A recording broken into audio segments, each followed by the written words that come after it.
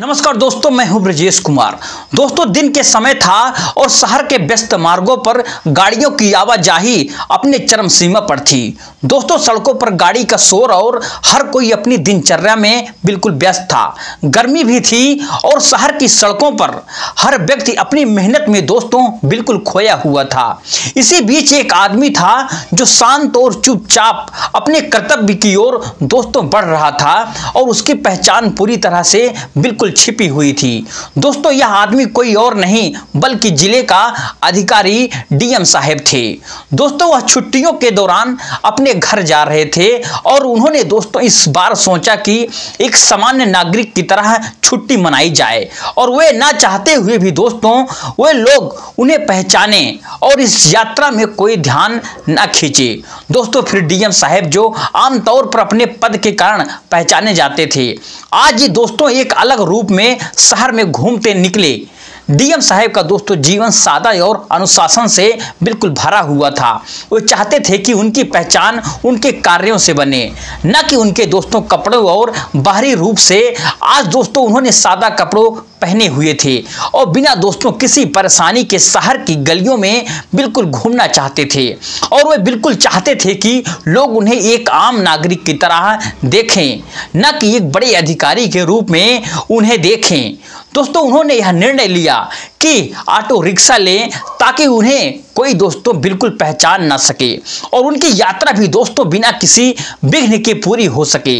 DM साहब ने दोस्तों एक रिक्शा लिया और शहर की सड़कों पर आखिरकार निकल पड़े और रिक्शा दोस्तों धीमी गति से चल रहा था और डीएम साहब दोस्तों अपने आसपास के दृश्य को देखते हुए बिल्कुल व्यस्त थे और वो सोच रहे थे कि वे हमेशा सादा जीवन में जीने की कोशिश करते हैं, चाहे दोस्तों उनकी स्थिति कुछ भी हो। और उन्होंने दोस्तों देखा कि शहर की सड़कें बहुत ही व्यस्त थी और लोग दोस्तों अपने अपने काम में बिल्कुल व्यस्त थे। दृश्य दोस्तों उनके लिए हमेशा की तरह एक प्रेरणा था, क्योंकि दोस्तों वे मानते थे कि हर किसी का काम महत्वपूर्ण होता है, चाहे वह किसी भी स्थिति में हो। लेकिन दोस्तों तभी एक अप्रत्याशित घटना घटने वाली थी, जो कि दोस्तों इस सामान्य दिन को खास बना देने वाला था। दोस्तों, रिक्शा अचानक एक पुलिस चौकी के पास आखिरकार रुक गया और कुछ पुलिस ऑटो दोस्तों के पास आए और उसे रुकवा लिया और पुलिस कर्मियों की नजरें दोस्तों शक की थी, क्योंकि दोस्तों वे उस समय शहर की अवैध वसूली करने के लिए बिल्कुल सोच रहे थे। उन्होंने सोचा कि यह व्यक्ति शायद कोई बड़े अधिकारी का व्यक्ति होगा जो बिना दस्तावेज के सड़कों पर बिल्कुल सादा कपड़ों में घूम रहा है। कहाँ जा रहे हो दोस्तों, ये पुलिस वाला बोला और उसकी आवाज़ में दोस्तों बिल्कुल कठोरता थी, जैसे दोस्तों वह किसी गलत काम को पकड़ने की कोशिश कर रहा हो। डीएम साहब ने दोस्तों सादगी से जवाब दिया, बस थोड़ा घूमने निकला था। उनका दोस्तों स्वर शांत था, लेकिन मन में दोस्तों एक हल्का सा तनाव था और पुलिस कर्मियों ने दोस्तों एक दूसरे से कहा, इसे तो छोड़ो, लगता है कोई बड़ा आदमी होगा, कुछ पैसा निकाल लो। क्या मतलब? डीएम साहब ने दोस्तों चौंक गए और पूछा। उन्हें पूरी स्थिति का अंदाजा नहीं हो रहा था और फिर दोस्तों पुलिसकर्मी ने कहा, तुम्हारे पास जरूरी दस्तावेज हैं कि नहीं हैं? शहर में नियम तोड़ने का आरोप तुम्हें लग सकता है, तुम समझ सकते हो भाई।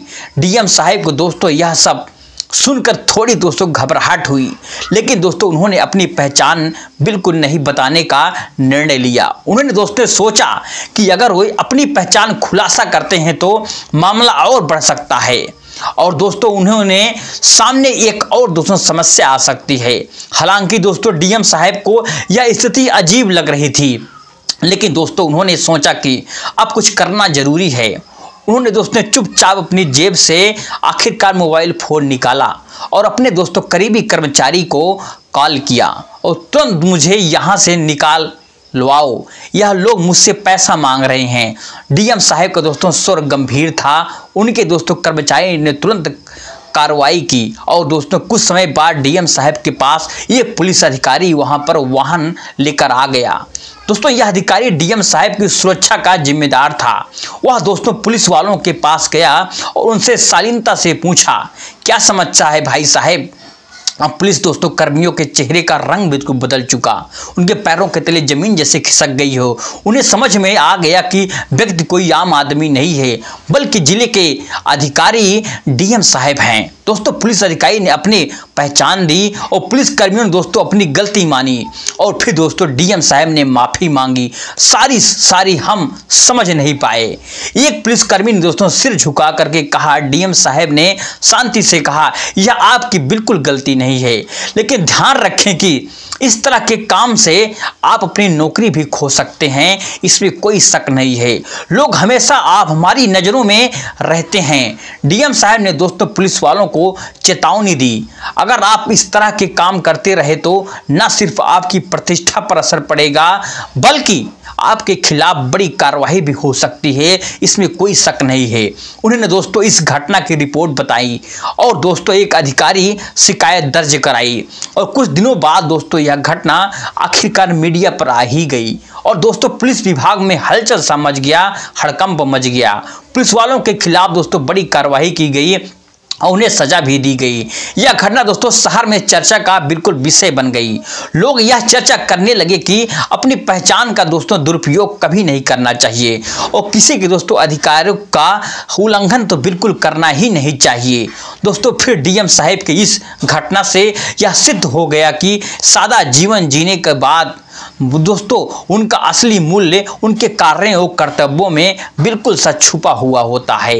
यह घटना दोस्तों सिखाती है कि सच्चे और ईमानदार लोग कभी भी ऐसी स्थिति में फंस सकते हैं जहां उनके अधिकारों का उल्लंघन हो, लेकिन अगर हम सच्चे और ईमानदार हैं तो हम हमेशा सही रास्ते पर चल सकते हैं।